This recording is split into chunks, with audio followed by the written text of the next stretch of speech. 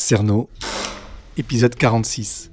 Dans ce fameux registre, je vois des paragraphes barrés en rouge, tampon justice, et je regarde de plus près de quoi il s'agissait. Et qu'est-ce que je vois comme nom ? Je vois le nom de Thierry Paulin. Thierry qui tuait les vieilles dames. C'était un tueur. Entre le docteur Petiot et Landru. C'était un menteur. J'espère qu'on va pas se faire choper. Un monstre. C'était à Paris dans les années 80, on l'appelait le tueur de vieilles dames. Je fais un podcast. Ah merde. Non, il n'y a aucune raison de parler de ça sans arrêt. Vous avez un grand plat à gratin. Les journalistes, ils sont pas avares de conneries, on le sait quand même. Il est beau, mon Julius, il est beau, puis il est gentil. Cet homosexuel branché des nuits parisiennes. Françoise ! Elle me hante en fait depuis toujours. Je travaille sur un fait divers qui a eu lieu dans le quartier il y a 30 ans. Si vous ressentez le besoin de comprendre, Coquin. il faut continuer votre chemin. Ça fait du bien. 3, 2, 1. Parce que ce que tu ne sais pas, ce que je vais t'apprendre, c'est que ce fameux Thierry Paulin ne se contentait pas de voler les liquidités des petites vieilles dames. Évidemment, si elles avaient des bijoux, ça les intéressait aussi. Puisque Thierry Paulin, fin comme il était, il ne fallait pas avoir beaucoup de jugeote quand même pour faire ça, allait avec sa pièce d'identité, déposer des bijoux en disant que c'était à sa grand-mère, on ne sait pas. Moi, je ne l'ai pas vu, ça c'était en 84. Mais j'ai vu effectivement, alors je ne pourrais pas te dire en détail le montant des prêts, etc. Mais ces bijoux appartenaient aux petites mamies du 18e, c'est quand même terrible. Et ça, c'est une chose dont ni la presse ni les médias n'ont parlé, cette histoire de prêt sur gage sur les fameux bijoux. C'est ça que je voulais te... Donc tu vois, c'est pas une info sensationnelle, mais ça pourrait t'ouvrir une piste sur qui étaient ces petites mamies, quels étaient le montant des dépôts, des bijoux que... Mais pour ton enquête et pour le souvenir de ces petites mamies, ces vieilles dames qui finalement, comme beaucoup de gens le disent, finalement ont été un peu oubliées. Hein, c'est une affaire qui remonte maintenant à 35 ans, bientôt, enfin plus, même de 35 ans, 36. Ce serait une façon peut-être intéressante de creuser, de voir ce qu'il y avait derrière ces fameux prêts sur gage. Oui, et quelle était quelque part la valeur des crimes ? Aussi, bien sûr.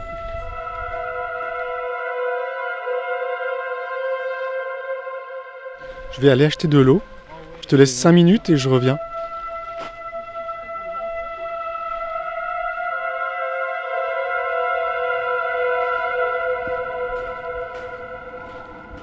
Je vais aller acheter une bouteille d'eau.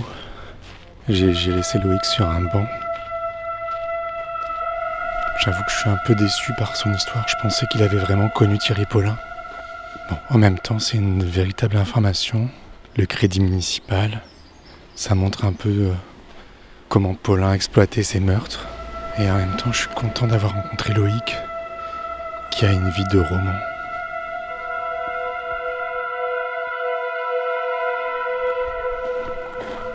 Merci beaucoup, Julien, c'est merveilleux. Excuse-moi, j'étais un peu long. Oh, c'est super, extraordinaire. J'avais peur que tu sois parti. Non, mais non, je ne t'aurais pas laissé comme ça. Merci beaucoup. Je t'en prie. Il fait chaud, hein ? Oui. Qu'est-ce que ça t'a fait quand tu travaillais au Crédit Municipal, de tomber sur ces registres où était mentionné Thierry Paulin ? En 84, moi j'étais vraiment accaparé par cette histoire. C'était tout nouveau. Je regardais peu la télé, mais j'avais quand même suivi l'affaire et ça m'avait énormément choqué. Et j'ai eu, je dirais pas un coup au cœur, mais ça m'a suffoqué de voir son nom écrit noir sur blanc dans ce registre. Et je me suis dit, mais c'est le comble du sordide, quoi. Le comble du sordide et de la bêtise, surtout, quoi. Ce que ces garçons, surtout Paulin, je pense, aimaient, c'était l'argent facile, c'était l'argent gagné rapidement, et puis dépensé rapidement. C'était ça leur vie, je crois, un peu à eux deux. Surtout à Paulin, je pense. Je me dis, quand je t'écoute, toi aussi, t'étais quelque part un peu un déraciné. T'avais eu beaucoup de problèmes dans ta vie. T'étais homosexuel et tu vivais dans des conditions assez précaires, dans des chambres d'hôtel, un peu comme lui. Oui. Donc oui, je me suis dit, ce type aurait pu occuper la chambre voisine de la mienne dans ces petits hôtels, tu vois.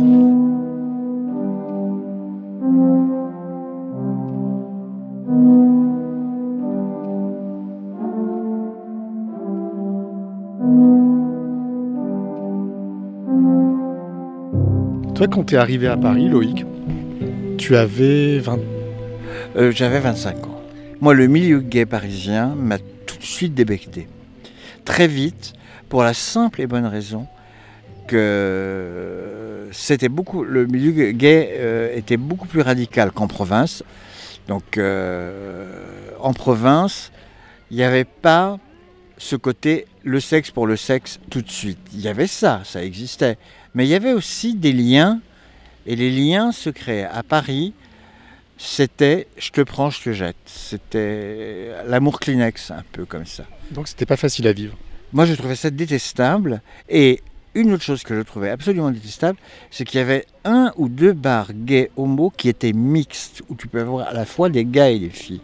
La plupart des endroits gays étaient quasiment interdits aux filles.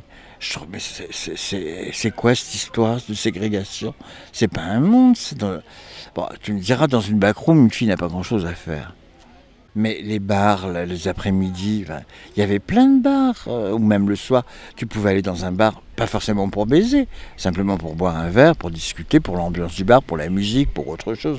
Il y a 1001 raisons pour lesquelles tu as envie de fréquenter avec des copains gays, justement, ces endroits. Alors, il y avait le 7. Moi, j'ai connu le 7. Le Palace est ouvert, je crois que c'était en 80, 79 ou 80, quelque chose comme ça. Tu l'as fréquenté, le Palace? Oui. Pas énormément, pas à outrance. Mais moi, le bar homo que je préférais, que j'adorais, parce que moi, je suis un oiseau de nuit un petit peu, c'était le BH, qui se trouvait rue du Roule. Le bar était très sympa. Parce qu'il y avait une grande mixité aussi de population qui allait de l'ouvrier. Alors c'était rigolo parce que quelquefois tu voyais des types qui, avant de commencer leur journée, se venaient juste prendre un peu de plaisir purement sexuel avant d'aller bosser. Donc ils arrivaient en tenue qui de peintre, qui de maçon, qui de... Tu vois, c'était... Et moi, je privilégiais un petit peu la toute fin de nuit pour tomber sur ces gars, entre guillemets, en uniforme, mais en uniforme de travail, tu vois, pas... C'était rigolo. C'était des folles années. Vraiment, la fin des années 70 et le début des années 80, toute la période disco, c'est vraiment pendant la période disco qu'on a vécu, je crois, les choses les plus débridées, les plus libres et les plus exaltantes. Et ça allait avec cette musique, ça allait avec le disco, qui était une musique futile, légère, mais en même temps profonde. Je me suis rendu compte, et j'en parlais souvent à Muriel d'ailleurs, j'ai remarqué que de nombreux tubes disco, comme par exemple Could It Be Magic de Donna Summer, est un morceau écrit en mineur. Et beaucoup de choses disco sont écrites sur le mode mineur. Il y a un côté un peu... Il y a un drame qui sourd. Voilà. Il y a un côté, c'est beau mais c'est désespéré. Ça préfigurait peut-être l'arrivée du sida et la fin de cette époque dorée. Peut-être que c'était en gestation dans le disco. Comme un présage.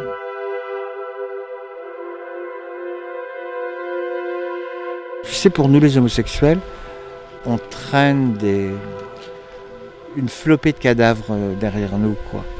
Enfin, qui nous accompagnent, hein, mais qui... On a perdu beaucoup, j'ai perdu énormément d'amis qui sont morts du sida. Énormément. Les années 90, quand je suis revenu à Rennes, de 90 à 2000, c'était, mais il y avait quelquefois 2-3 enterrements dans le mois.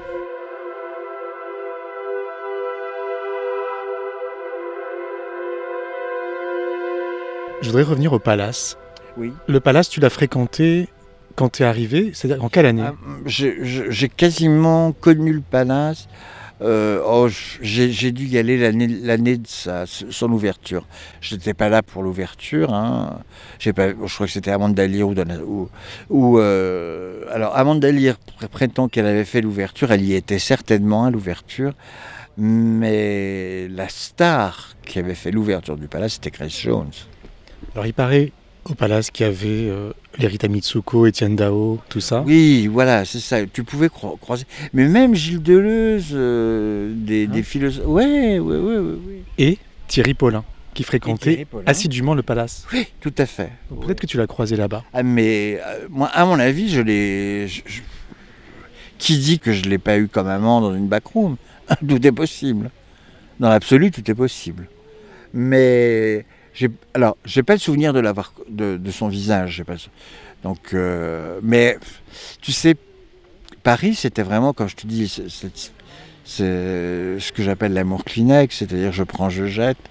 C'était un peu le mode de fonctionnement des comportements sexuels à l'époque. Et c'est vrai que tout était fait pour ça. Tu as peut-être fréquenté sans le savoir Thierry Paulin. Absolument, parce que s'il fréquentait le Palace, il devait fréquenter le Broad, qui était aussi un bar des Halles, qui était très connu, Paulin et Jean-Thierry Mathurin adoraient tout ce qui était lieu people à la mode, un peu VIP, un peu jet, peut-être même les croiser au privilège. Cet homosexuel branché des nuits parisiennes, tuait-il par besoin d'argent ou par sadisme?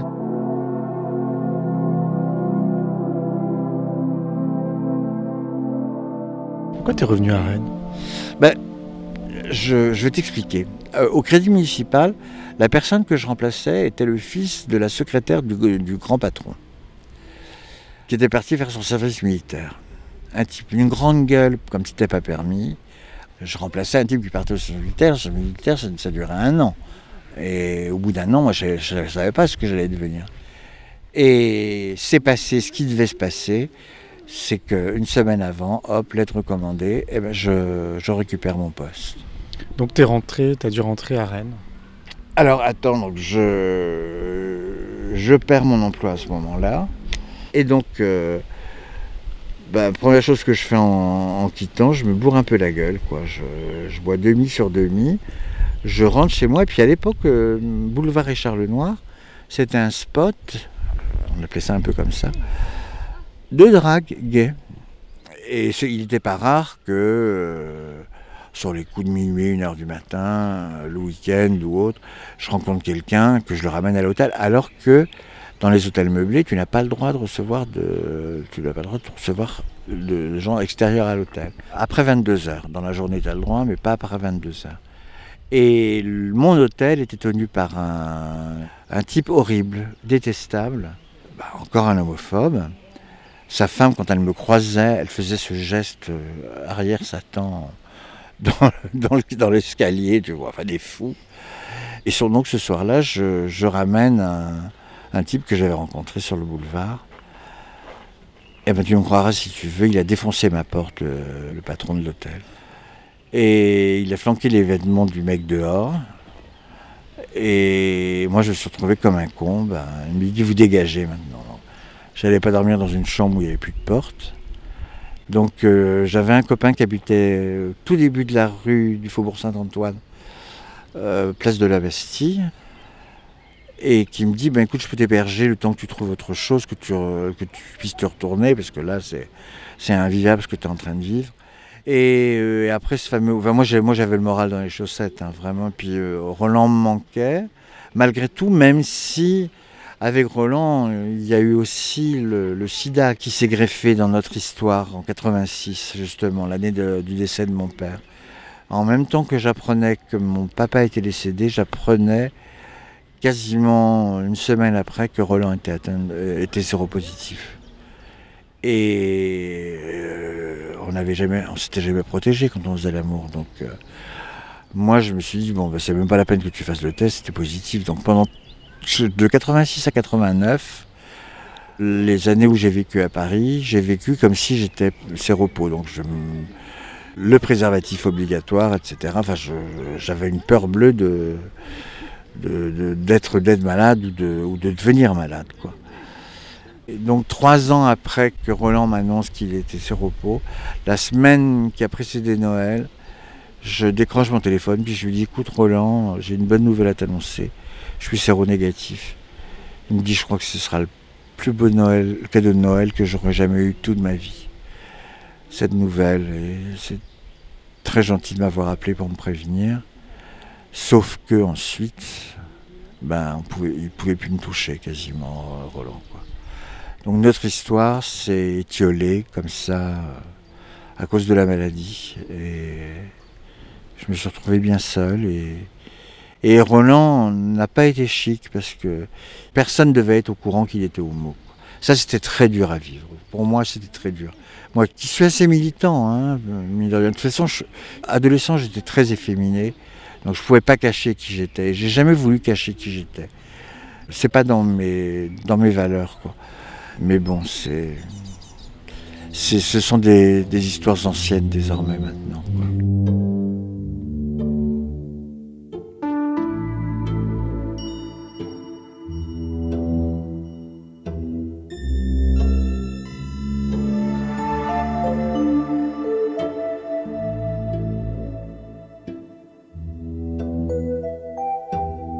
Qu'est-ce que tu es devenu, Loïc ?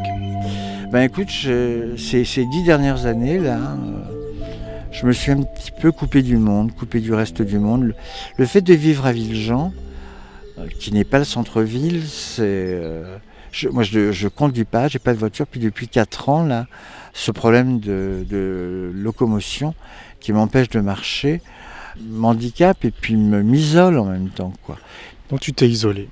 Je me suis isolé et là je sens que je suis en train de devenir un peu vieux con, un peu ronchon, un peu très critique, rien ne me déplaît. Et je me dis, mais tu es en train de prendre un pli tu vas finir mais tout seul comme un vieux con. Donc là, j'en ai parlé avec ma psychologue parce que j'ai besoin d'un suivi psychologique aussi. Je vais 3 matinées par semaine dans une clinique psychiatrique pour un accueil de jour, pour aussi briser ma solitude et continuer à avoir un lien, tu vois. L'endroit n'est pas très loin d'ici. Mais j'ai pas envie de vieillir comme un vieux con. J'ai pas envie de finir comme ça, parce que je sais pas combien de temps il me reste à vivre. Si c'est 5 ans, ce sera 5 ans. Si c'est 10, si c'est 20, si je vais jusqu'à 80 ans, ce sera un miracle. Mais ça me laisse encore quelques années à vivre, et j'ai pas envie de les vivre comme quelqu'un de complètement solitaire et qui a coupé les ponts avec ses semblables, quoi. J'ai pas envie de finir comme ça. Ça me ferait trop souffrir. C'est trop douloureux.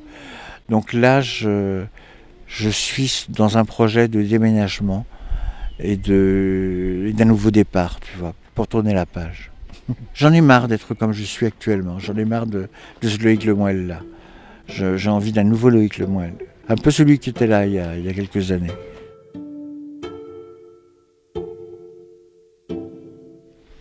Quand tu es rentré à Rennes, tu n'as plus jamais travaillé ? Si, j'ai travaillé. Alors, j'ai fait des petits boulots, hein, c'était des CES, des contrats emploi solidarité. J'ai travaillé 1 an comme documentaliste projectionniste au musée des Beaux-Arts de Rennes. Et ensuite, j'ai refait des enquêtes. Mais j'ai aucune... Si tu veux, n'ayant pas de diplôme, ayant fait des études littéraires, j'ai aucune formation précise, donc je peux faire que des petits boulots, hein, je ne peux pas prétendre à plus. À cause de ma dépression, j'ai des aides, je perçois l'allocation aux adultes handicapés. J'ai la chance actuellement d'en bénéficier, je me sens très privilégié, et parce que j'ai vraiment tiré le diable par la queue. J'ai longtemps vécu avec 500 € par mois, et j'aime autant te dire que à partir du 10 du mois, il faut te contenter de pâtes et d'une boîte d'œufs. Pour la semaine, t'as intérêt de...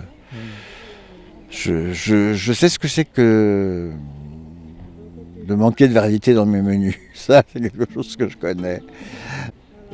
Mais non, les choses se sont arrangées de ce côté-là, heureusement. Je roule pas sur l'or non plus, hein, faut pas exagérer.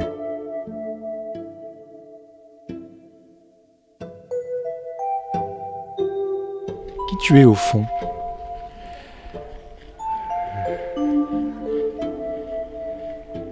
Je crois que je suis un adolescent perdu dans le corps d'un homme qui aura bientôt 60 ans. Par plein de côtés, j'ai encore 14 ans. Je suis encore au bord de ce puits de souffrance qui a été le décès de maman si brutal. Je suis au bord de ce puits, je sais qu'il est toujours là. Même si j'ai vieilli, j'ai vécu et je pense que je mourrai en adolescent qui a été abîmé, qui a été abandonné. C'est une note un peu sombre, mais c'est très présent chez moi.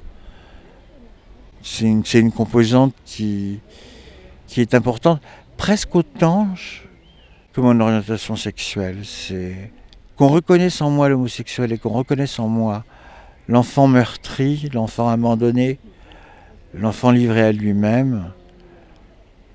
C'est des choses importantes.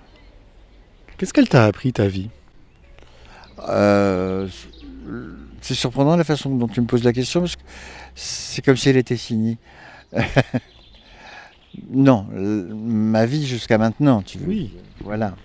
Ce que la vie m'a appris jusqu'à maintenant, ma vie m'a apporté beaucoup de grandes joies, de grands bonheurs.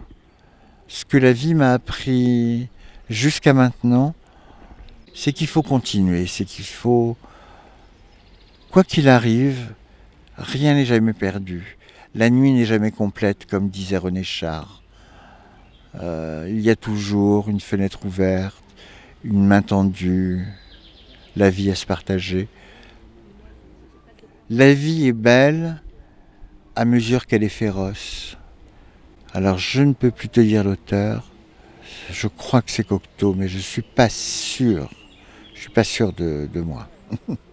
Mais je ne suis pas sûr de moi dans l'ensemble. Même si, comme ça, au premier abord, on peut croire que j'ai beaucoup d'aisance avec la langue. J'aime la langue française, j'aime le français. J'ai toujours aimé parler, aimer parler avec les gens, échanger, et puis rire surtout. J'aime rire, j'aime l'humour. Je crois que c'est vraiment la politesse des désespérés, l'humour. Et j'en ai à revendre. Je suis ravi de t'avoir rencontré. Je te remercie, Julien. Moi aussi, je suis content de te connaître.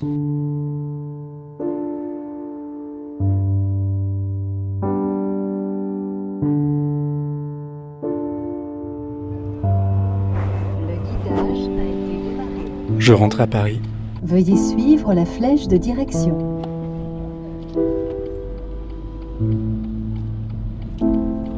La vie est belle à mesure qu'elle est féroce.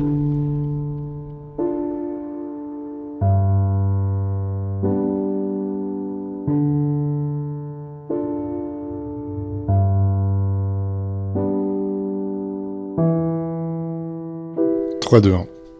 Je suis chez moi, je suis rentré de Rennes hier, et il y a une auditrice dont le pseudonyme est Lisa Doll, avec qui je chatte assez régulièrement, parce que c'est une personne qui est abonnée au Patreon, donc qui contribue au podcast tous les mois, comme pas mal d'autres auditeurs, que je remercie d'ailleurs, parce que c'est vraiment grâce à eux que je peux travailler. Et donc je chatte régulièrement avec elle, et elle aime beaucoup aller chercher des infos, aller creuser, donc elle m'avait trouvé quelques certificats de décès des victimes, des choses comme ça. Et là, attendez, il faut que je retrouve son message. Elle me dit « Coucou Julien, généralement après chacune de mes écoutes de tes podcasts, je fais toujours quelques recherches car je ne peux pas quitter tout de suite ton podcast. Je suis tombé sur ce long article romancé que j'ai trouvé passionnant. » Alors, cet article, c'est un article publié dans Der Spiegel, le journal allemand, en 1991, parce qu'à l'époque, il y a une journaliste allemande qui avait fait un long travail très documenté sur Thierry Paulin, Jean-Thierry Mathurin et leurs victimes. Et bon, je me retrouve avec un article en allemand. Donc, j'ai lancé un appel aux auditeurs du Patreon pour savoir qui parlait bien allemand. Et il y a une auditrice qui m'a répondu, qui s'appelle Anne, et j'ai rendez-vous avec elle, chez elle. J'ai vaguement compris qu'on parlait de mon immeuble dans l'article. Et ça pique vraiment ma curiosité, parce que depuis que j'ai rencontré Claudine, la dame qui avait travaillé au Paradis Latin, j'ai des doutes sur le fait que Mathurin ait vécu dans mon immeuble. J'ai jamais pu vérifier, et peut-être que l'article va m'aider. Donc voilà, je vais prendre mon vélo, et je vais chez Anne. À suivre. Chers auditeurs, si comme moi vous souhaitez que cette anti-enquête dure longtemps, vous pouvez désormais me soutenir, participer, écouter l'épisode suivant en avant-première et faire partie d'une communauté d'auditeurs. Pour cela, rendez-vous sur patreon.com/Cerno. Tout vous sera expliqué sur le site. Je répète, patreon.com/Cerno. Cerno n'existerait pas sans Théo Boulanger, c'est lui qui compose toutes les musiques. Et France Gall. Merci beaucoup et rendez-vous dimanche prochain. D'ici là,